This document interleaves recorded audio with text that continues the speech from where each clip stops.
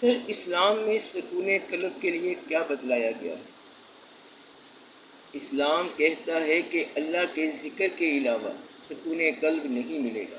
اطمینان قلب، سکون قلب صرف اللہ کے ذکر سے ملے گا۔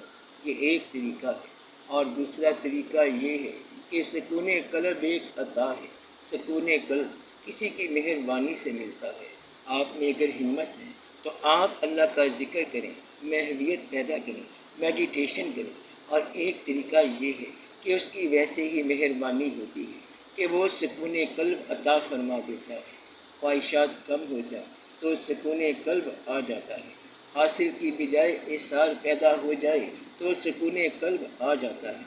احسار کے معنی قربانی کے ہیں۔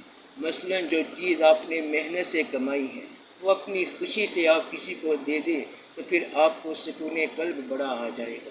اصل میں سکون قلب حاصل کرنے کا سب سے آسان نسخہ یہ ہے کہ سکون قلب حاصل نہ کرو بلکہ کسی کو سکون قلب دو۔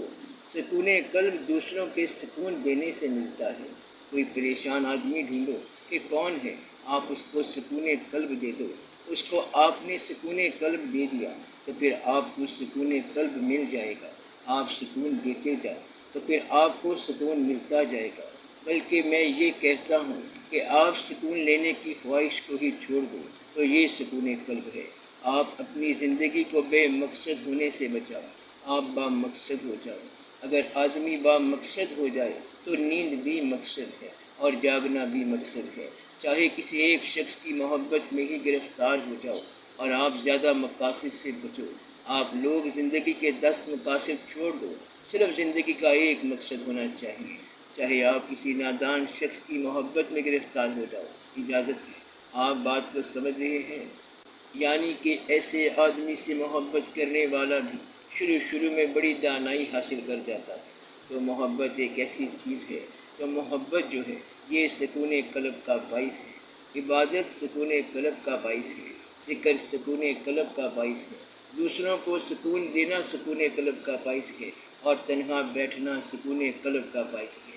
صرف خالی تنہا بیٹھنا، بغیر کسی عبادت کے تنہا بیٹھو تو یہ سکون قلب کا باعث ہے۔ کسی آستانے پر جا کر بیٹھنا سکون قلب کا باعث ہے۔ محنت سے حاصل کیے ہوئے پیسے کو احسار کرنا سکون قلب کا باعث ہے۔ تو سکون قلب کے بڑے طریقے ہیں۔ کہتے ہیں کہ سکون قلب کے لیے ایک ایسا وقت آتا ہے کہ خالی آسمان کو دیکھنے سے سکون نازل ہوتا ہے، کہ آسمانوں کی سیر سے فن تخلیق کی ثنا اور فن تخلیق کو سلام۔ سبحان اللہ!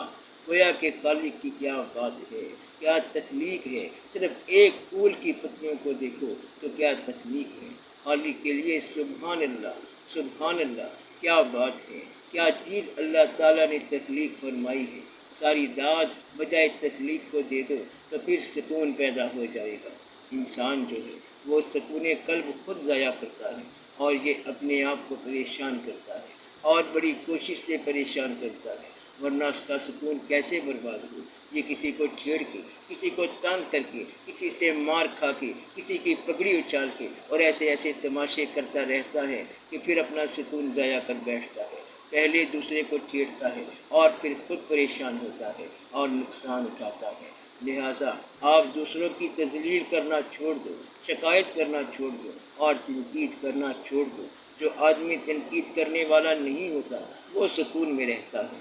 تقاضا چھوڑ دو، شکایتیں چھوڑ دو، قلعہ چھوڑ دو، شکوے چھوڑ دو، سب کو چلنے دو۔ اللہ جانے اور اللہ کی مخلوق جانے، بس آپ اپنا کام کرتے جاؤ۔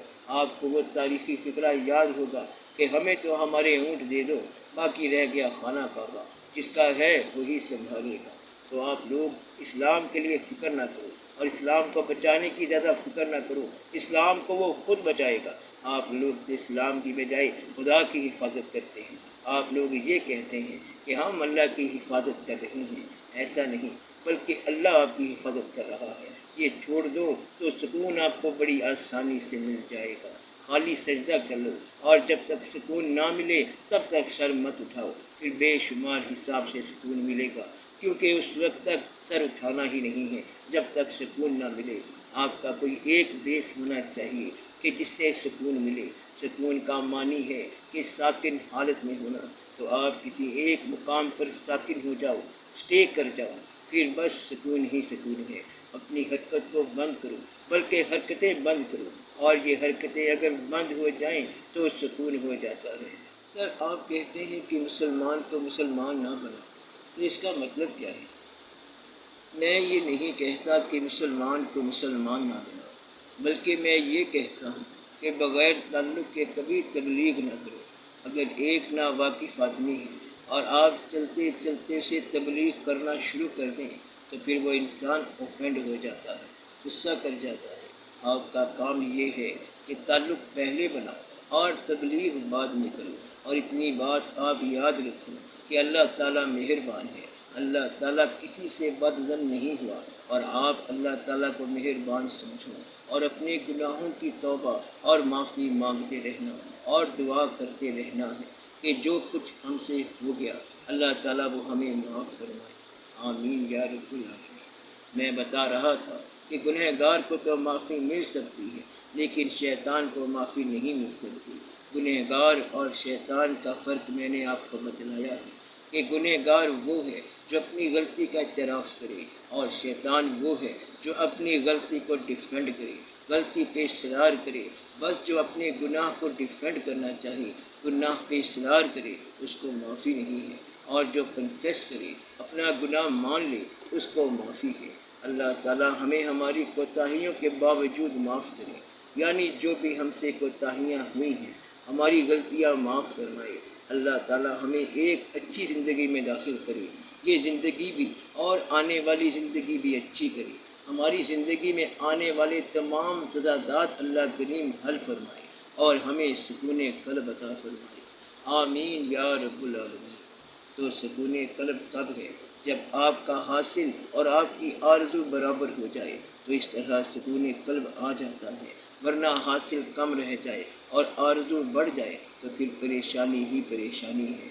خدا آپ کی آرزوؤں کی ٹانگیں کاٹ دے۔ اللہ تعالیٰ مہربانی فرمائے کہ آپ کی آرزویں کم ہو جائیں۔ لمبی آرزوؤں کو کم کرو اور چھوٹی آرزو کرو۔ صرف 4 دن کی زندگی ہے۔